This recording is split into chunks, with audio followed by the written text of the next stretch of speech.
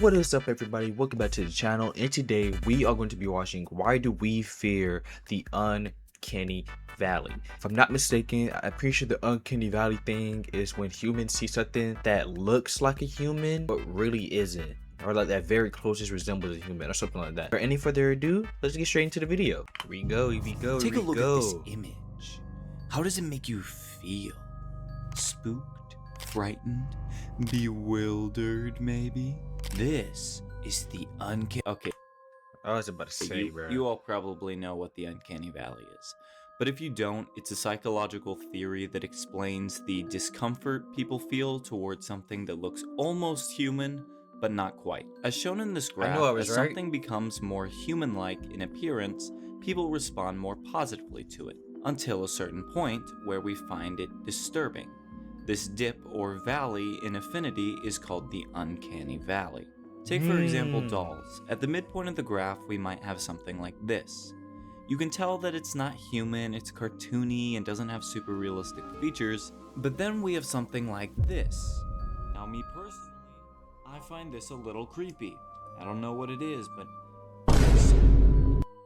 Oh, hell nah, man. Look at this, bro. something in those eyes, man. I don't like it. Now, Whoa, what vary was that? What was depending that? on the person. Obviously, these toys sell, so not everyone finds these creepy. But there is a reason dolls are a big part of the horror genre. In this video, I'm not going to be focusing on what the uncanny valley is, as I kind of just did that, and plenty of others have already covered it. Instead, I'll be exploring the different theories that try to explain I don't know why I we flinched fear at the that. uncanny valley. What in our evolutionary past or psychology gives us this fear of things that look almost human? Will we uncover the answer? Well, you'll have to stick around to find out. Okay. As we dive into the mystery of the uncanny valley. Where's the intruder? Ew. The theory of mate selection suggests that uncanny features make Bro, is that Jeff the Killer? feel uneasy because our brains are wired to avoid potential mates who show signs of low fertility, poor health, or weak immune systems. I can see how this could make sense. People have a natural reaction to others they would or wouldn't like to badoingle with. More attractive people are received more positively in our minds, and less attractive people not so much. Right. I mean, look at modeling, movies, TV, even politics. A lot of it is cultural, sure, but our brains are wired to favor more attractive people. Though I don't really agree with this theory. For one, we can find people of a group we aren't attracted to unattractive or frightening. Like, we can see straight dudes bullying other straight dudes for being unattractive. Or I guess in the case of the uncanny valley, a straight girl can find Momo scary. And for another, I mean, come on. You really think people are scared of these things because they don't want to do the devil's tango with them? I'll do it.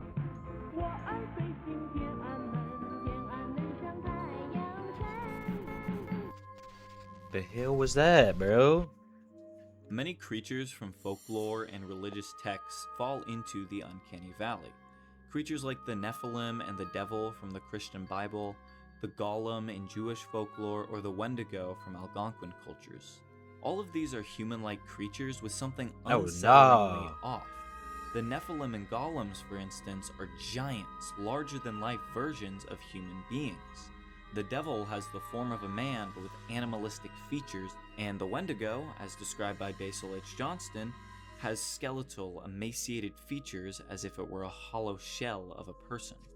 A common theme in these creatures is the idea of soullessness or a broken soul. The idea that they are human-like beings but distinctly lack the sort of thing that would make them truly alive or human. Kind of like how I feel when someone says Mosasaurus or Pterodactyl's a dinosaur, which they are not.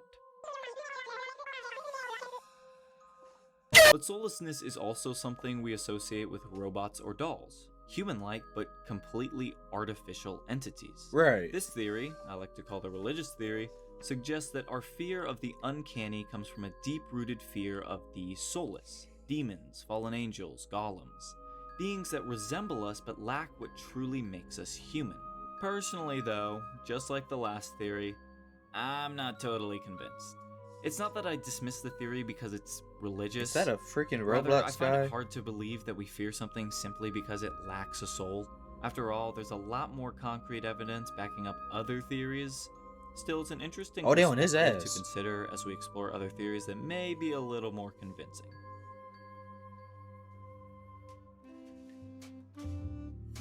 Thank you very much. Is that D? The predator theory suggests that there used to be human-like creatures that preyed on humans in the past. Similar to the religious theory, a lot of people associate things like giants, demons, mythological creatures, and Yeah. cryptids. This is different from the mimic theory, though, which I'll get into later, as that these are just creatures that look like humans and are not intentionally trying to mimic humans. The only evidence Okay. people really have to back up this theory, though, is saying something like, "Oh, well, so many cultures across the world have stories about humanoid creatures. They gotta be real, right?" I hate that opinion. We have stories about humanoid creatures today. A bunch of them. Take the rake, for example. There are people who believe this creature exists despite obvious proof of it originating on the internet. I ain't gonna lie, I used to think that the rake and the creepypasta was real too when I was younger, but who cares? On 4chan. Or Slenderman. Two girls stabbed their friend over this guy. If you believe this theory, I don't blame you. It spread a lot across TikTok and Instagram, which, if you've seen my other videos, you should know is kind of a theme. Now, I will say, there is actual evidence of humanoid creatures existing with our ancestors. Oh. They're called Neanderthals Oh. and other hominids. Oh. One of the main problems I have with this is, if we were so freaked out by these guys, why the hell do I have Neanderthal DNA? I mean, my ancestors bred with these guys. Plus, some of these things that are part of the uncanny valley do not look like some of these hominids. Oh, hell no. 35. The disease theory. The disease theory suggests that our fear of human-like objects and creatures might come from a prehistoric instinct to avoid corpses and sick people. And it makes sense when you think about it. Robots and dolls that look almost human, Oh, no. that our brains still pick up on these What the signals fuck? as a Oh, warning, just like it no. did for our ancestors. Even though now we're dealing with robots, dolls, weird CGI, and sick people. Oh, no. I think this theory does make sense for a lot of cases. Take this, for example, a prop of a severed head used for the show Dexter. Yes, it's fake, it's not real. Please, don't block my video again. It gives off some uncanny vibes. And Shoot, it don't block is my supposed video to be a either. recreation of a dead person, so it fits this theory. Honestly, a lot of uncanny valley images apply to this theory. For some examples, Momo, with the shrink-wrapped, skull-like face and bulging eyes. That shit This scared the drawing hell by out. Oh, Sinister my Scribbles, God. again, a shrink-wrapped, skull-like face with bulging eyes. That old YouTube video called "My Dead Great Grandma's Coffin in My Own Backyard," Nope. where that dude kisses a literal corpse. And even the police sketch of the Baton Rouge serial killer almost looks like a pale dead body. It's even got the Oh, dark hell lips and no. exaggerated eye sockets. So, mystery solved, right? Well, I'm not entirely convinced. I know I said this for every other theory. Though I don't really agree with this theory. Personally, though, I'm not totally convinced. I hate that opinion. Why the hell do I have Neanderthal DNA? But I do definitely think this is the strongest theory so far. Okay. There are a few examples that I can't quite fit into this theory, specifically CGI and deepfakes. Take a look at this image, or this one. Some may say they're just a little weird, nothing too bad. Others They're just may say ugly. they're scary. Personally, I don't mind them too much. I used to watch the Polar Express every Christmas as a kid, so maybe I'm just used to it. But I think we can all agree there's something off about them. But it's not because they look diseased or dead like the last theory. Yo, who is this guy on the bottom? They just look off.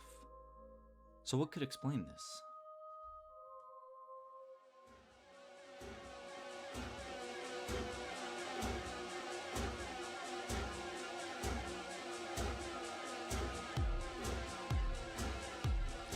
The mimic theory.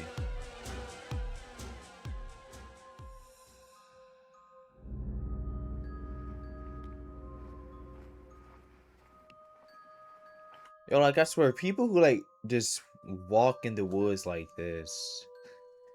They're like just asking to like get skinned alive by a mimic or something.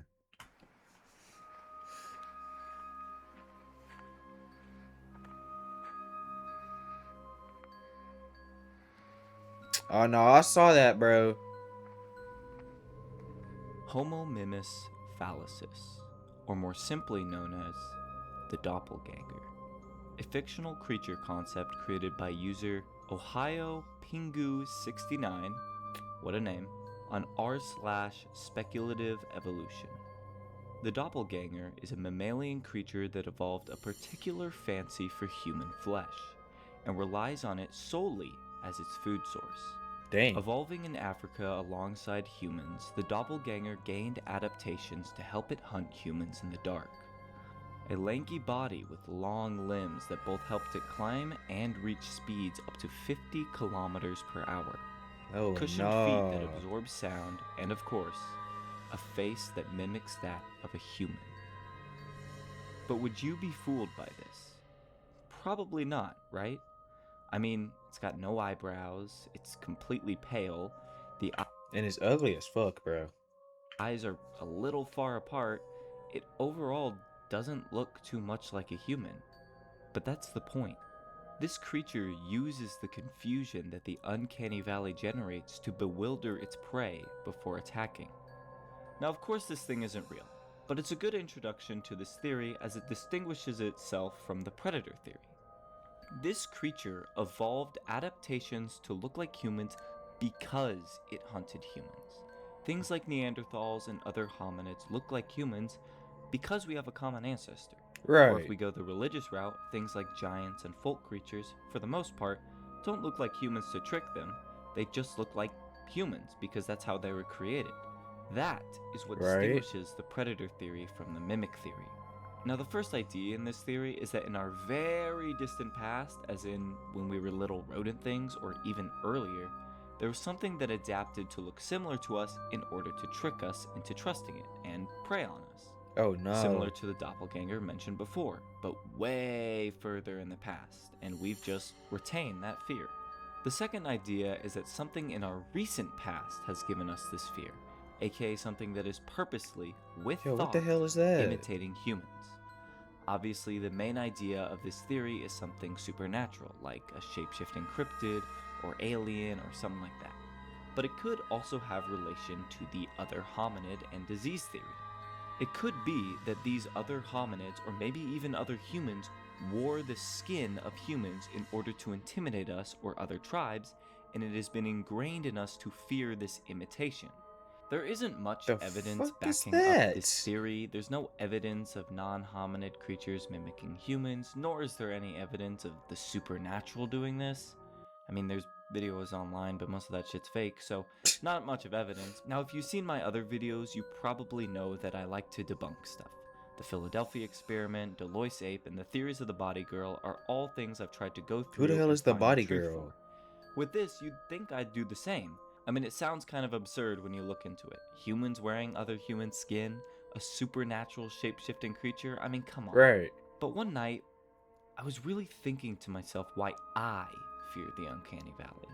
I was looking at this image specifically when I really tried to think about it, and I realized this doesn't make me uncomfortable because it looks like a dead person or soulless, or because I don't want to badoingle it, but because it looks like it's trying to mimic a human. And that is what makes me uncomfortable. And yet, I'm still not convinced. I know. This I'm guy, sorry. bro. So you know what? Enough of my opinions. Let's look at what the science has to say about it.